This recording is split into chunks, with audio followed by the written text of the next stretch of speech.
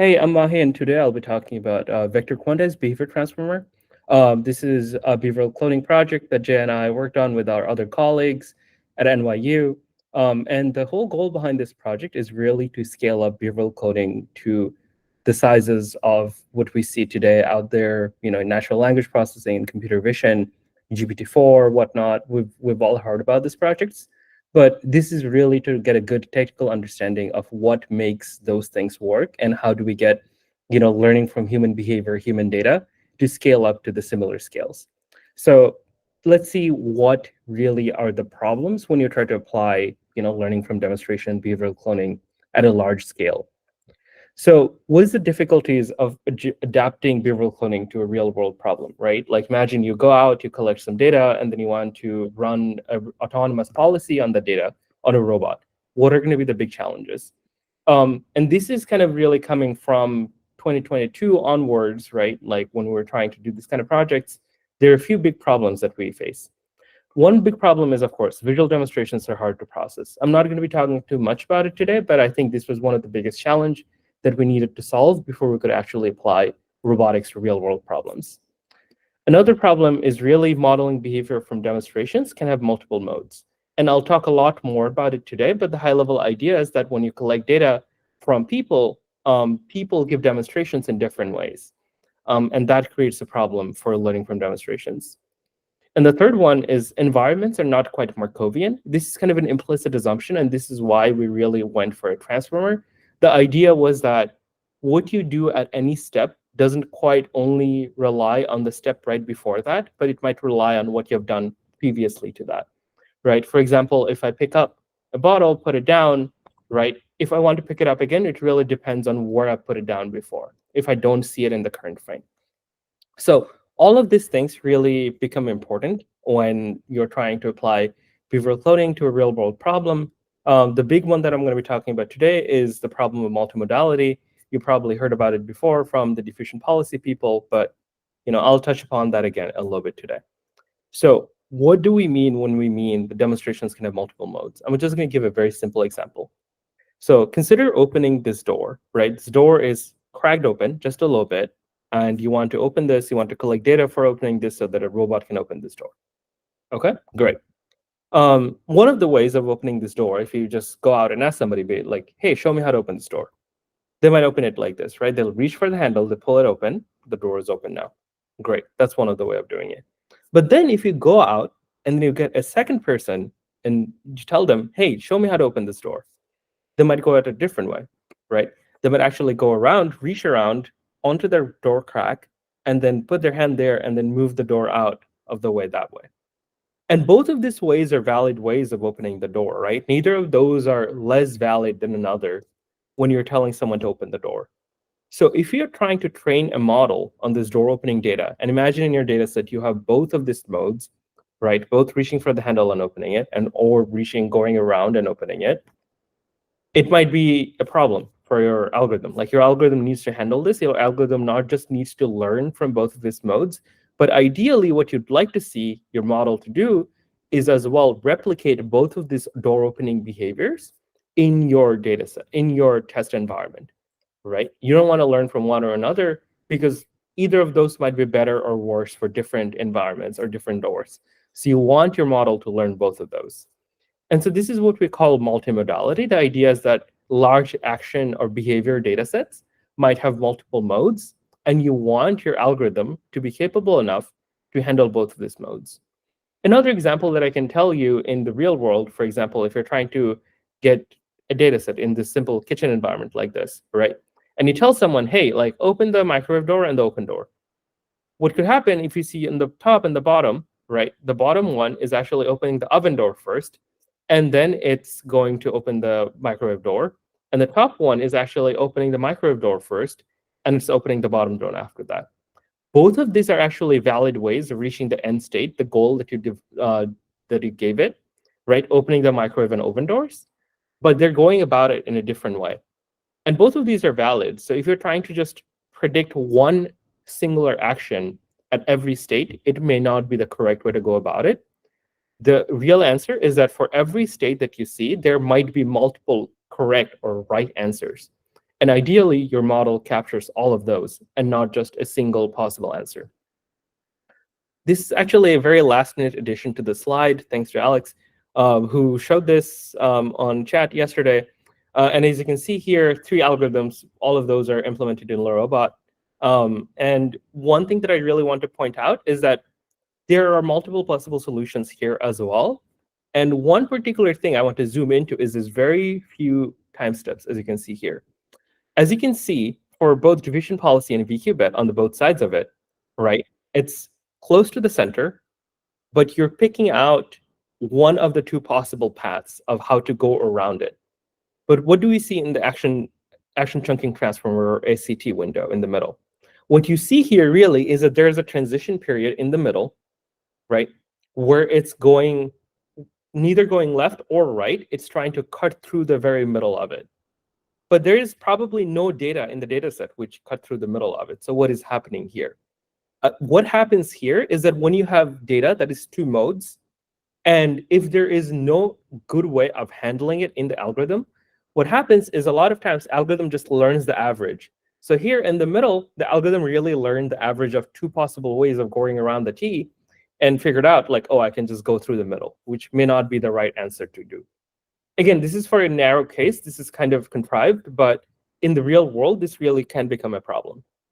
And in this work, in VQ-BeT and the original behavior transformer work, this sense of multimodality is one of our biggest interesting points, like what we really wanted to address in this line of work. So that's what I'm going to be talking about today. And this is behavior transformer. What's like the most well-known application of transformer is language models, right? So to inspire this work, right, to understand how we should do it, how we should handle multimodality in data sets, we looked at language models when we were first creating this model. We thought about, okay, how would we create an algorithm that can learn from multimodal user data? So how do language models do it? Right? Language models, we may all know, predicts tokenized language, right? Again, this is not quite at the word level, but this is for illustration. Let's say you're trying to predict, like I saw a cat on a something, right? And so what would happen is that you'd pass in every token into the transformer, and it try to predict the next word or next token that comes after it. And that's high level, very simply, how language models work. But one of the nice things about the fact that it is predicting on top of tokens is that one of the nice things about predicting on top of tokens is that there are only a finite number of tokens in the world, right? For example, for GPT, I believe the token number of tokens somewhere around 50,000. Not exactly sure about the number, but it's somewhere around that. There are larger tokenizers, but on a high level, there's only a finite number of tokens in the world, and language models just learn the distribution over the next token, right? So the actual language model prediction may look something like this. That there's like, I saw a cat on and then the mat has a 76% probability, a bed has 12% probability, tree has 2% probability, and so on and so forth. And you get a probability for every one of those 50,000 tokens. And that's how language models really capture multimodality. And as you can imagine, for human language, there is a very strong need of addressing this multimodality problem, because as I can say, if I say I saw a cat on a something, that something could have a lot of different possible options, and there is no one right answer. So this is very crucial for language models to handle. And this is how they do it. They have a finite number of tokens, they predict the probabilities on top of the token, and then the sample from the probability distribution over discrete tokens. So now, if we could take this and we could transfer over to, like learning behaviors, learning actions, predicting actions from observations, would be done. This problem is solved, right? But there's one little problem in trying to transfer over this architecture for language modeling to behavior modeling, or modeling human actions given observations. And that is because the actions that you have, right, on any data set, or almost every data set, the actions that you have, they are generally continuous. The actions that you generally deal with in robotics can be something like joint angles, or joint torques, or delta joint angle, joint torques, maybe end effector position, end effector force, something like that. And all of these variables generally are continuous variables, right? Like you collect data from the real world, or you give someone to give you demonstrations. all of these demonstrations end up being continuous variables. And continuous variables, again, are infinite. There you can't really have a finite number of continuous variables. You can't just predict a distribution over those finite number of continuous actions. So what do you do with a set of continuous variables that you want to predict something over? And that is really what, this kind of like innovation of, let's say, VQ behavior transformer or behavior transformer was on top of what existed at that time, right? You could use transformers to predict actions. That works to some extent until you face this multimodality over a continuous distribution problem. And so what we addressed, or what we looked into to solve this problem, is actually something that has been used to solve this problem in different domains. For example, they've used this solution for images or audios. So that's what we took the inspiration from. What we did was we tried to train a variational autoencoder on top of our set of actions. So what is a variational autoencoder? The very high-level idea is that, okay, so on this slide, what I'm showing is an image of an autoencoder, right? On one side, you have the action data set that you're training on top of. Then you have an encoder. You pass the actions through an encoder. You encode it into some sort of latent vector, right? Here, what I say by ZX. And then you take that latent vector and you pass it through the decoder. And then you have the decoded actions. And the idea is that the loss that you train with, it tries to make the action data set match the decoded action as close as possible. And the hope for that is that if we use this encoder and decoder pair can try to map this weird action distribution into some nicer latent distribution, right? What I call latent is really just the Z in the middle. The idea is that we want to map this action distribution into some nice latent distribution so that we can sample from the latent distribution instead of sampling from the action, sampling from the high-dimensional, very complicated action manifold. That is really what we're trying to do with this autoencoder. The variational autoencoder, the original version, the latent distribution in the middle, the Z, that really comes from a Gaussian distribution. And that's kind of what you see in, for example, not exactly this, but something similar architecture is used in, for example, ACT, right? Where you have a Gaussian latent distribution, you try to map into it and then decode from it. What we do here is slightly different because we want our latent distribution to be discrete, and we want discrete distribution on top of what our latents come from. So this is what we do. This is called a VQ-VAE, or vector quantized VAE. The idea for vector quantization is that here you see the embedding codebook in the middle. There is a finite number of embeddings in there in the codebook, right? So it could be 256, it could be something more. But the high-level idea is that you have a finite number of discrete embeddings. And when you have a latent vector that is represented, that is given to you by the encoder, you try to encode that into a combination of the discrete embeddings that you have from your codebooks. Once you do that, then you can try to decode that set of embeddings, and you go into, right, like you go into the decoder variant of it, and then you decode through that, you get something that is close to your original actions. However, the nice thing is that now you have this latent embeddings in the middle, and the latent embeddings really came from a finite number of possible embeddings into your codebook. And that's really what we're looking for. This is the embeddings, which are discrete. And because this is discrete, you can really learn a multimodal distribution over it. So this is really the vector quantization, the VQ part of VQ behavior transformer, or VQ-BeT as we call it. But this step really is what the trick is in trying to represent continuous actions into action tokens. Again, this is not a new idea. This is not something that we came up with for this paper. This trick has been used for image generation, video generation, audio generation. So this is pretty well-known trick in other parts of generative modeling. We just borrowed some idea from it for our behavioral cloning work. And as it turns out, if you do it right, it works pretty well. So once you have this discrete distribution, again, you can learn a discrete, a multinomial distribution on top of it pretty easily, like language models learn distribution over the next tokens or next words. And this is not the first time we've tried something like this. This is We've tried different variants of this before. So our 2022 paper, Behavior Transformer, the original one, looked into something like this, where we have the continuous action data set, and we cluster it using k-means. And that gives us, let's say, a k possible bins, and each of the bins then become a token. This doesn't work as well as the VQ-BeT, of course, because when you're using k-means, the action dimensions have to be very regular, right? So if you have one dimension that is very diverse compared to other dimensions, as you can see here, it's kind of squished on the sides, then you may end up with an uneven distribution over the actions in your different tokens, and that's not something that you want. Nice thing about doing it in a VQ-BeT style is that because you have the encoder and the decoders, the encoder and the decoders are both neural networks, so they can learn to map those actions that you see from a very irregular manifold to something that is much more nice and regular. And then you can learn your embedding codebook on top of that. So once you have this tokenization, right? So this is the first layer of tokenization.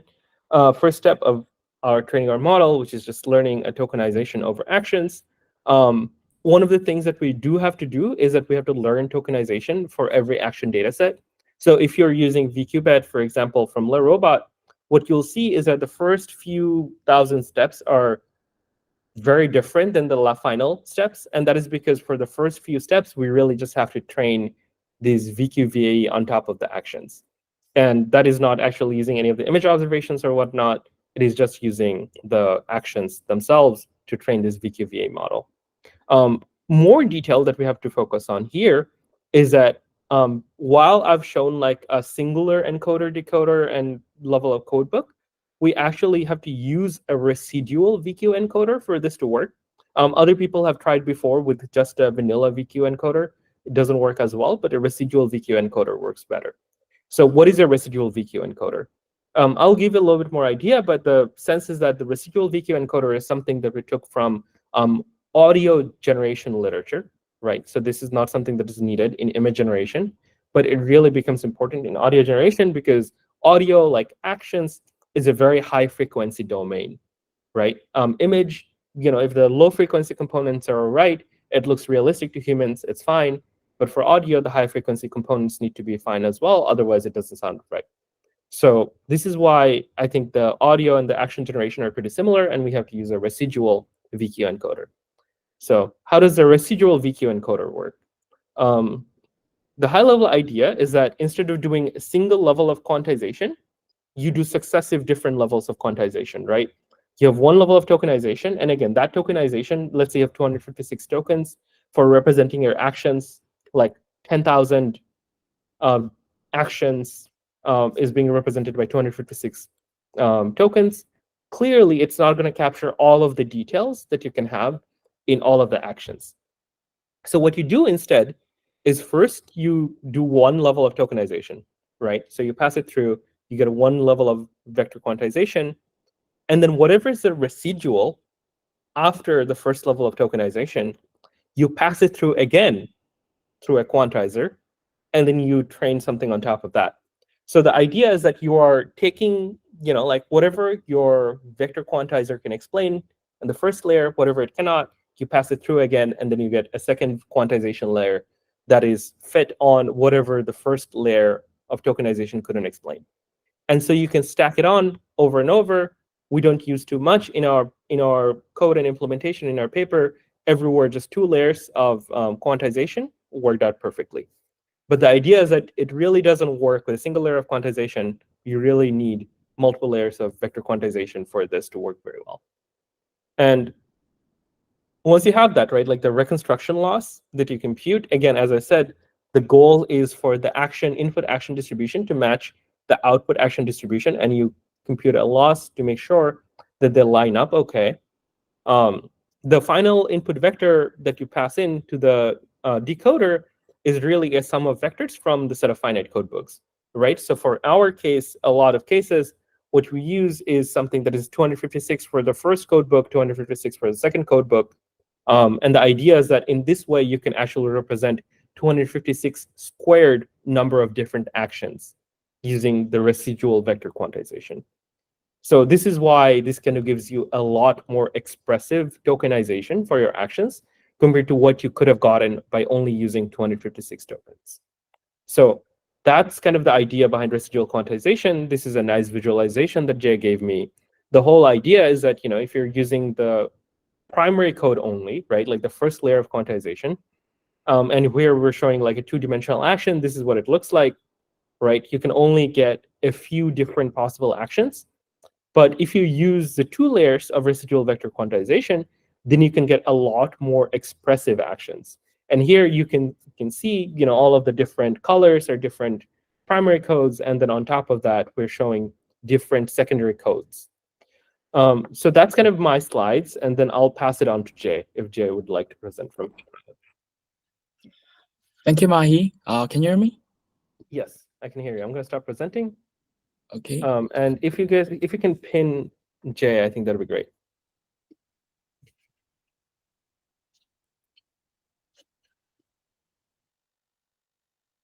Can you see my screen?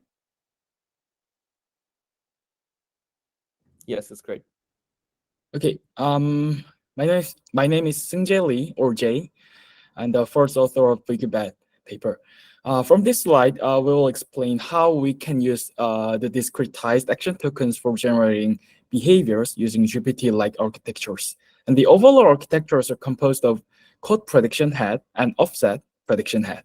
If you're familiar with behavior transformer, which is the first generation model of VQ-BeT, you may remember these two parts.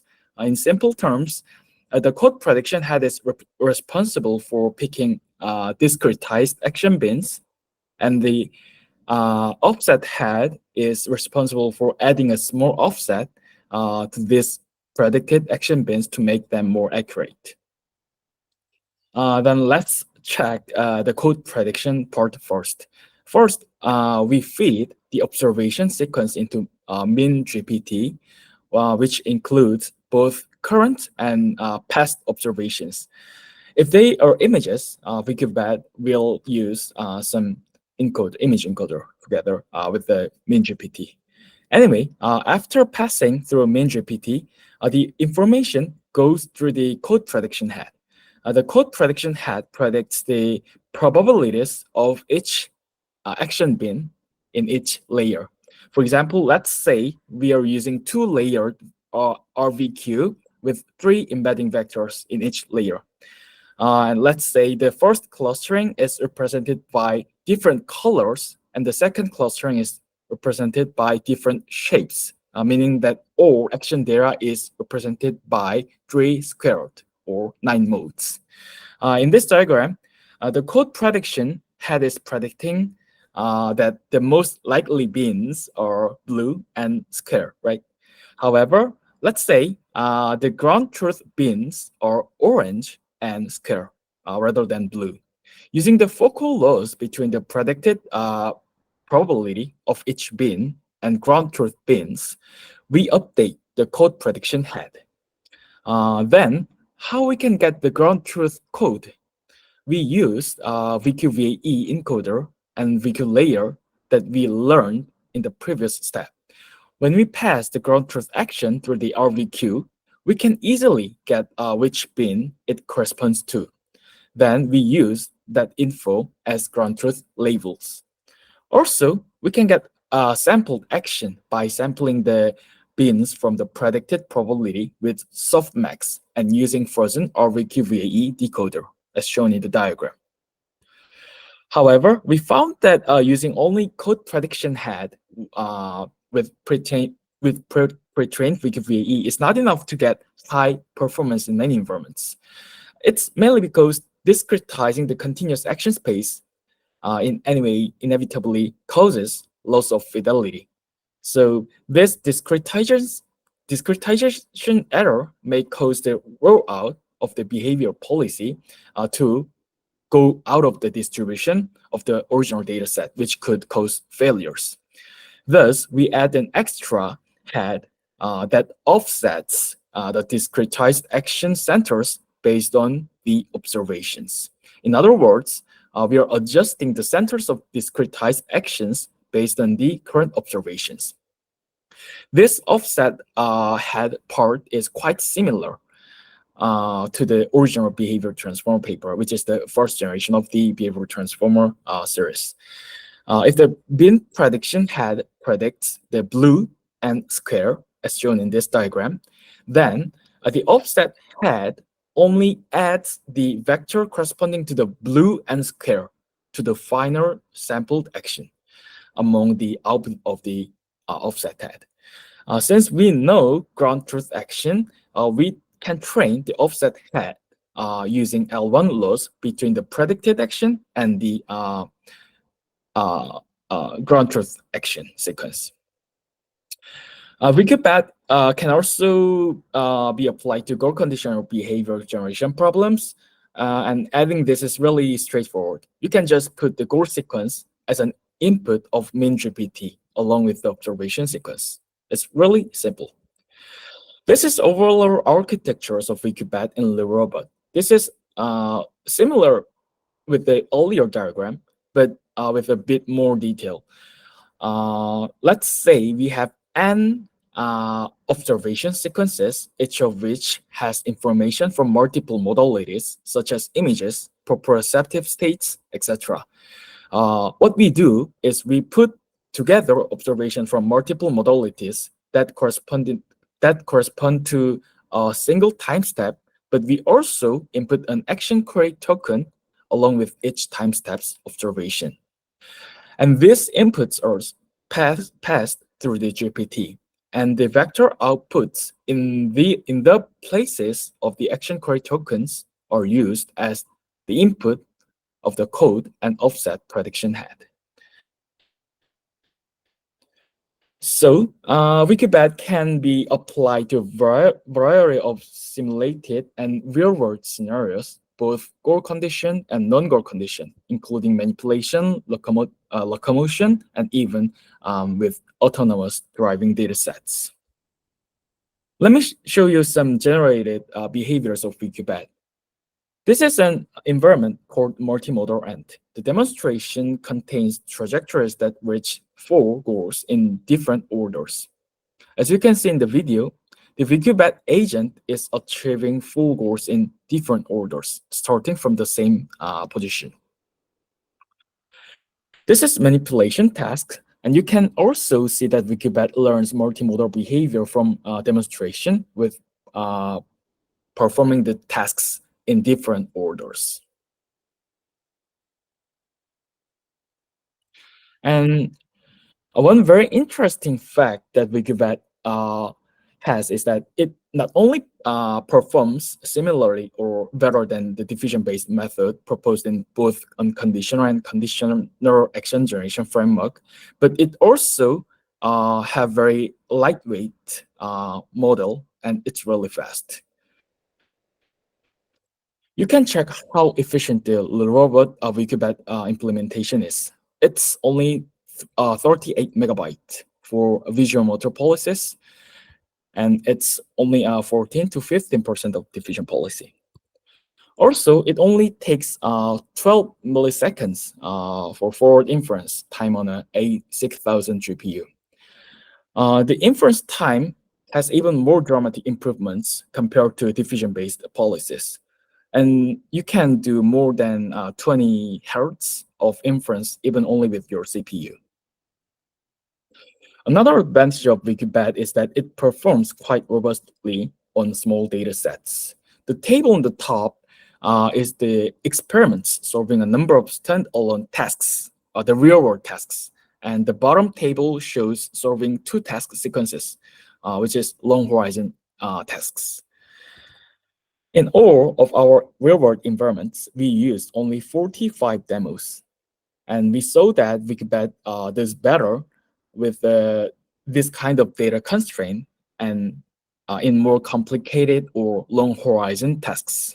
And we think that this shows us a better comparison point with diffusion-based methods on a low data regime. So this is some of the real-world experiments. Sorry for the noise.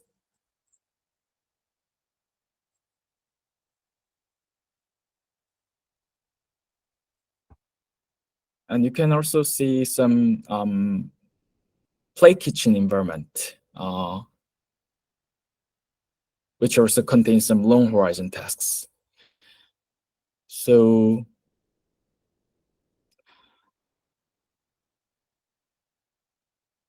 okay.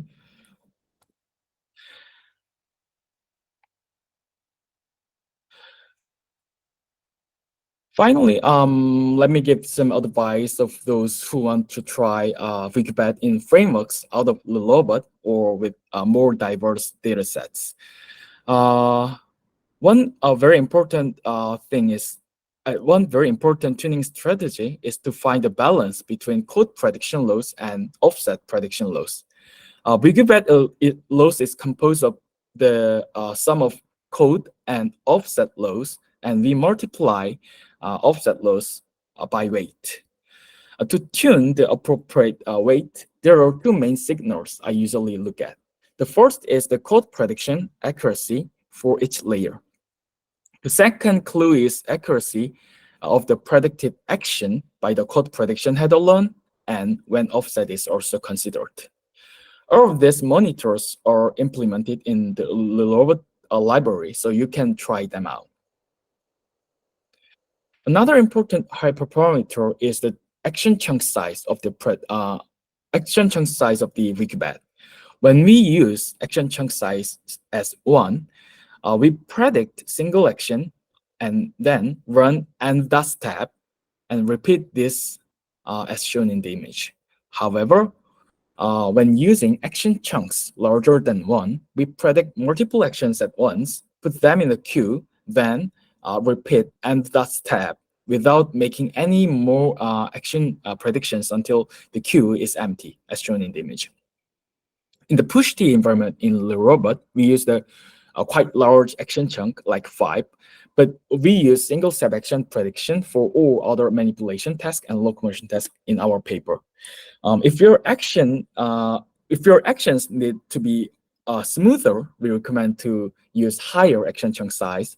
And if you feel like that predicting multiple steps of action at once is burdensome in your case, in your demonstration, like due to the large action dimension itself, then we recommend to use single-step action prediction. Also, another interesting parameter you might want to try is temperature of VQ code sampling. This temperature is a constraint that divides the output of the neural net in the softmax computation for the bin prediction. As you might expect, higher temperature can give you higher entropy, while lower temperature can give you more deterministic policy. Finally, some advice for those of you who want to use VQ-BeT on a more specialized decision-making problem. Okay, let me start with this first. Like autonomous driving, we're gonna show how we can modify VQ-BeT's architecture to use it for autonomous driving. As I mentioned earlier, VQ-BeT performs in diverse environments, even including autonomous driving dataset. So what we modified is like we input different modes of the observation. For example, for nuisance dataset, we input the mission, the goal of the car. For example, going forward or turn left or turn right as a first token, and then input ego states and trajectory history and some information about the object in the scene in an order of the distance. And then we do the exactly same thing when we use it in the push-T environment. So, okay. Also, regarding another hyperparameters you could also change is the size of code books and number of RVQ layers. However, these are actually not very important hyperparameters in VQ-BeT. For example, Empirically, we found that 16 is a sufficient number of the code size in most cases. And when you reduce it, it could have a negative impact on performance. But if it is larger than 16, we found that it does not have a significant impact on the performance. Secondly, you can also try different number of VQ layers. However, in most cases, we found that more than 2 layers does not improve the performance. So in the robot implementation, we currently only support 2-layered RVQ. So this is the end of our presentation. So please feel free to ask any question. Thanks so much for that, Jay and Mahi. Really cool presentation. Yeah, so let's open up for questions now. So yeah, type them in the chat and I'll select. I'll read them out for you unless you put, I'm going to try something, put a star in front of it if you're set up to unmute your mic and you want to talk, because I'd rather have you guys being able to talk than read your questions. So star in front of your question if you want to actually, if you want to unmute. So first question here is from Ram. He asks, how does the I think this is with particular reference to dexterity. How is the dexterity performance? I'll just read it verbatim. How the robot dexterity performance is observed in your experiments with this model? Did you notice any limitations? I'll take this, Jay, if that's okay. Mm-hmm. Cool. So I think dexterity is a very good point of talking because, like for a lot of robot things that we try, dexterity is important. As we've noticed, as the dexterity requirements go up, the importance of also tuning the offset parameter goes up. So if you want very dexterous, very accurate behavior, then you need to make sure that your offsets are also predicted well. And that is because, again, for very dexterous tasks, very small error deviation can actually throw off quite a bit from the trajectory. We are running more experiments right now, so I know there are people in our lab who are trying to do, like dexterous hand-like environments as well, doing tasks with VQ-BeT. We're hopeful that this should work very well, but I think this is a very good point. Like you need to tune a little bit further and make sure that your policy is actually working well before you can apply it to like very dexterous situations like hand or things like that.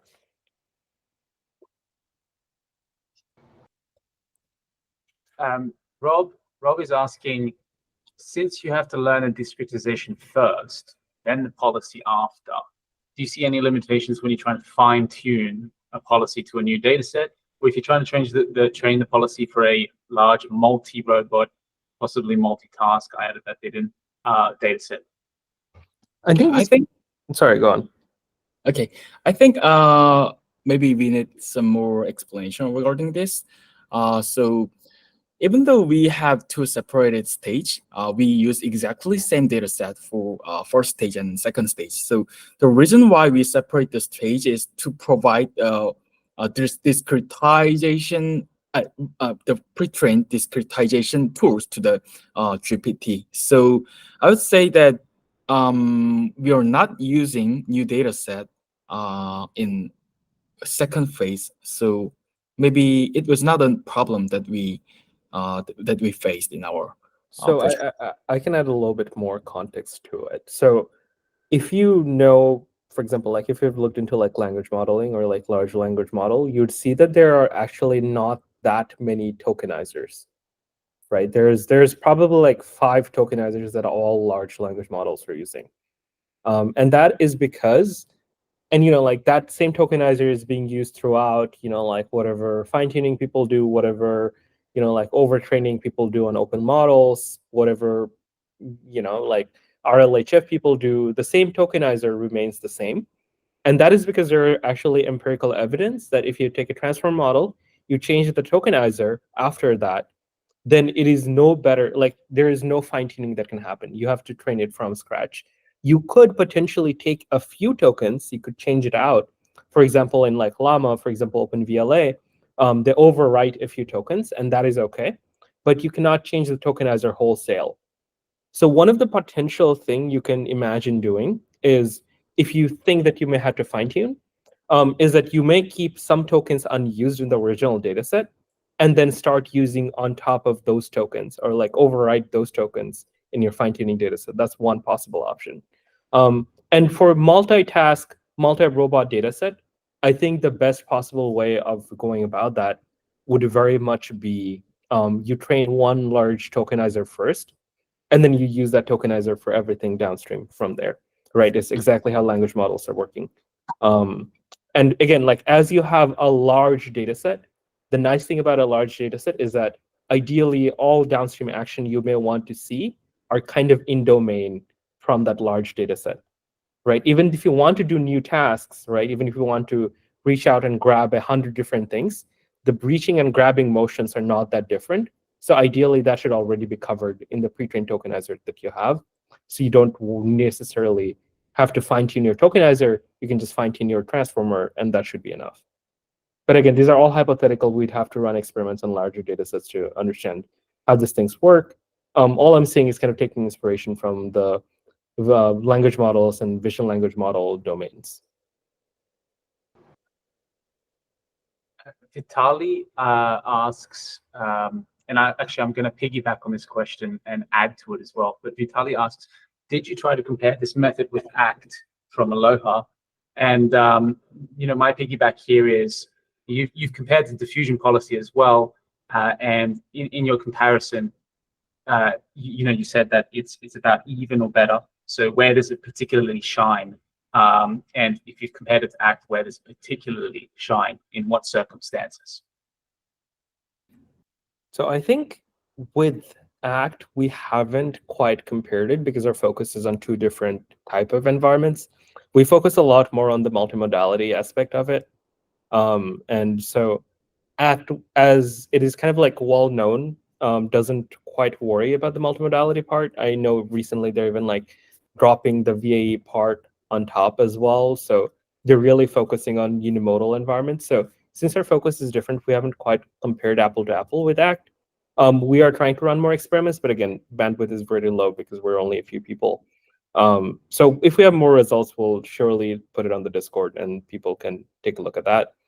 I think diffusion policy, the performance difference is minor overall. I would say the places where diffusion policy has like a better chance of matching us is places where the fine like differences make a lot of like it matters a lot.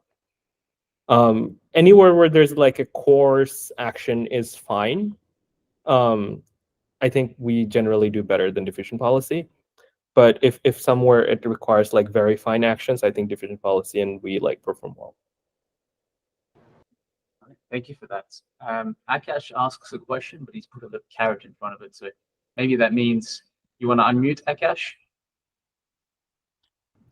Oh, sorry. I was actually referring to kind of adding on to Rob's question, but just generally curious about like generalization capacity with kind of like, pre-trained quantization, but also, if you rely on that on a even like further downstream thing, like even, yeah. I think you'll have to stay tuned for that. Can't tell much right now, but hopefully we'll have fun setups. I don't know if you're familiar with our other work, Dobby, kind of like the handheld tool and collecting data with that. That actually lets us scale our data sets much larger. And so we're trying to see like, okay, if you have a very large data set, what are the fun things you can do with it? We don't have any results out yet, but if we do, we'll definitely post it on Twitter and Discord and you'll know. Got it, thanks. Okay, Julian, Julian, first of all, thanks you for the talk.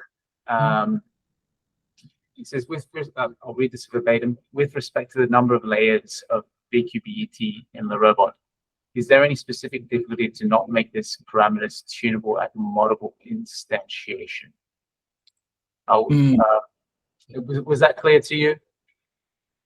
I'll ask it again. Okay, good. Yeah, I think that I think it's quite easy to provide some more options for larger numbers of layer for VQ-BeT in LeRobot, but actually we tested more than 8 or 9 environments, but we always found that more than 3 layers does not help in terms of performance at all. So that's why we just limited the number of layers in LeRobot. But yes, I think that you you could try with the very minimum modifications, but I would like to say that it does not make any difficulty in learning your data set or your environment, even though this number of layers is limited. And just to add to that, because Nicola has asked a related question, it was more specific. If you have one like robotic arm policy for many different tasks, and you made a comment before about codebook size not having to increase beyond 16, I believe, per codebook layer. But if you have many different tasks, that's still true.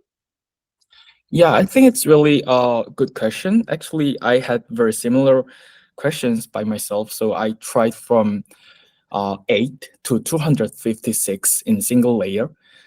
So 256 is really large number if you consider 256 squared. But I found that after 16, the only it increases the computational cost, but the performance is saturated around 16. So I think it depends the size of the data set and the dimension of the action. But if your case is like 500 demonstration with 9-dimensional action, I think 16 is enough. I think one of the things that I want to point out as well is that when we run the training and whatnot, we also have like a codebook usage statistics that I can look at. I think that has just been very useful for me personally to look at, being like, okay, how much of the codebook are you actually using when your model is trying to predict the actions? And based on that, I mean, again, I think one of the nice things about this is that if you accidentally set the number of codes to be too high, you're not going to be seeing like worse performance. It's just going to be, like slower to train. So we generally, again, like us being academics, we don't have infinite GPUs. We just try to set it as low as possible just to make it go faster. But if you have more GPUs, just set it higher. Why not? Like, I think that's what Google would have done if they did this, right? They just set it very large and then let the GPUs handle it or the TPUs handle it. Thank you. David has a question with an asterisk. So David, I'll let you unmute. Sure. Just about generalization again, I guess. Could you imagine like having an encoder that could encode for like multiple manufacturers of robot if they're all like 6-axis, like taking place like robots? Like I mean, I think that's like if you have a sufficiently rich demonstration data set, and again, this is true for all of our real robot experiments as well. The dimensions that we use is 3-dimensional translation delta, 3-dimension of rotation delta in axis angle representation, and 1 dimension for the absolute gripper value between 0 and 1. That is the representation that we use for action for real robot experiments. And again, this action space, as you said, is very, very generic, right? It doesn't rely on, like any of the joints, joint angles, torques, whatever. It's really like as long as you have a good inverse kinematics controller, you can just run this. So yes, I think this would be very, very possible and something that we want to look into. The only thing is our lab doesn't do too much of like different robots. We have a lot of stretches, so that's what we end up using. But again, if you have a multi-robot data sets, I think this is going to be a pretty nice unified representation space for robot actions. Why not? Yeah, that's pretty cool. Yeah, cool. Remy has a question. Could you give a few words on the impact of focal loss, particularly here?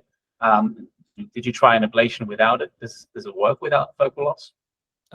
Yes, so this is from the original behavior transformer work. We don't think we ablated it for the VQ behavior transformer, but we did do it for the behavior transformer. The reasoning behind this is that when you are taking the classification loss, the cross entropy loss, it generally works best when your classes are evenly distributed, right? So for example, if you're doing ImageNet classification, you have like some 1,000 classes, and each of the 1,000 classes an equal number of examples on your data set. That's when the classification, the cross entropy loss works the best.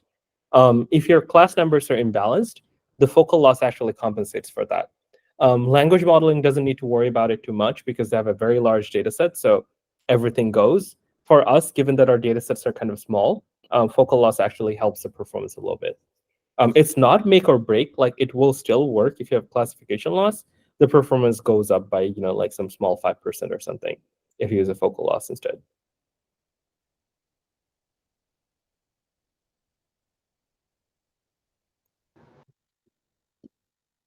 Okay, there's only one question in the queue right now. It's from Vitali.